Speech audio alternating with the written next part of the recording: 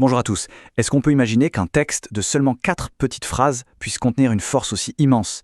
Eh bien, c'est le cas de la sourate Al-Ikhlas. C'est un chapitre très court du Coran, mais son sens est absolument gigantesque, et c'est ce qu'on va explorer ensemble aujourd'hui. Alors, il faut bien mesurer ce que ça veut dire. Le prophète Mohammed, que la paix et la bénédiction soient sur lui, a dit quelque chose de tout simplement incroyable. Réciter cette sourate, c'est comme lire un tiers du Coran en entier. Ça nous donne déjà une bonne idée de l'importance capitale de son message. La question qu'on se pose tous, c'est « mais comment ? Comment est-ce possible qu'un chapitre si petit, avec seulement 4 versets, soit si essentiel, si fondamental pour toute la foi ?» C'est le mystère qu'on va essayer de percer ensemble. Pour comprendre, il faut voir le Coran dans son ensemble. On peut dire qu'il y a 3 grands sujets principaux. Il y a les histoires des prophètes, les lois et les règles pour bien vivre, et puis il y a le cœur du réacteur, le tawhid, c'est-à-dire l'unicité absolue de Dieu. Et la sourate Al-Ikhlas, elle, se concentre à 100% sur ce point. C'est pour ça qu'elle représente un tiers du message. C'est logique finalement. Maintenant, pour vraiment saisir la puissance de ces mots, on va faire un petit bond dans le passé. Allez, on part en voyage à la Mecque, à l'époque même où ces versets ont été révélés. Il faut s'imaginer l'ambiance de l'époque. Les habitants de la Mecque adoraient de nombreuses idoles, de nombreuses statues. Alors quand le prophète est arrivé avec un message radicalement différent, en disant qu'il n'y ait qu'un seul et unique créateur, eh bien les gens étaient complètement perdus. Ça ne rentrait pas dans leur façon de voir le monde. Ils sont donc allés le voir et l'ont bombardé de questions, des questions très concrètes. Alors, décris-le-nous, ton Seigneur. Il est fait en quoi? En or, en argent? Il a des parents, des enfants? En fait, ils essayaient de le représenter comme une sorte de super créature, avec une généalogie, une matière, et c'est là qu'une réponse divine est arrivée, une réponse parfaite. Et cette réponse est la sourate Al-Ikhlas elle-même. Chaque verset, chaque mot est une réponse directe et limpide à leurs interrogations. C'est une véritable carte d'identité de l'unicité. Alors, allons-y, décortiquons ça ensemble, verset par verset. Le tout premier verset commence par un ordre, dit. Ce n'est pas une suggestion, c'est une proclamation. Il faut dire cette vérité haute et fort. Et quelle est-elle? Il est Allah, unique. Attention, le mot arabe utilisé ici est ahad. C'est un mot d'une puissance incroyable.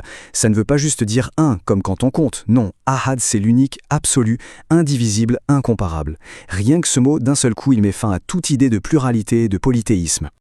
On enchaîne avec le deuxième verset qui nous en dit plus sur sa nature. Allah as-Samad. On le traduit souvent par « le seul à être imploré » ou « l'absolu, l'éternel ». As-Samad est un nom magnifique. Ça veut dire qu'Allah est totalement autosuffisant. Il n'a besoin de rien ni de personne. Mais en même temps, toute la création, absolument tout, dépend de lui pour le moindre de ses besoins. C'est pour cette raison qu'on ne se tourne que vers lui, parce que lui seul détient tout et peut tout donner. Le troisième verset répond de manière frontale aux questions des Mécois sur sa famille. C'est une affirmation très claire qui montre à quel point Dieu est différent de ses créatures. La formulation est parfaite. Il n'a jamais engendré, ça veut dire qu'il n'a ni fils ni fille. Il n'a pas été engendré, ça veut dire qu'il n'a ni père ni mère. C'est clair, net et précis. Allah est au-delà de tous nos concepts humains de famille. Il est sans début et sans fin. Et enfin, le quatrième et dernier verset vient poser le sceau final sur cette description parfaite. Le mot-clé ici est kufuwan. Ça signifie un égal, un semblable, un équivalent.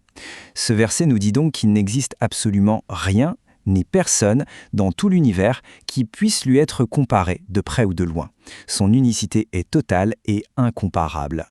Tout ceci nous amène tout naturellement au nom même de la sourate, Al-Ikhlas. Ce nom veut dire la pureté, la sincérité, et c'est exactement sa fonction. Elle vient purifier la foi, la rendre pure et sincère. Alors, comment est-ce qu'elle purifie notre foi, concrètement? D'abord, elle rejette toute forme d'association. Ensuite, elle nous empêche de le comparer à quoi que ce soit.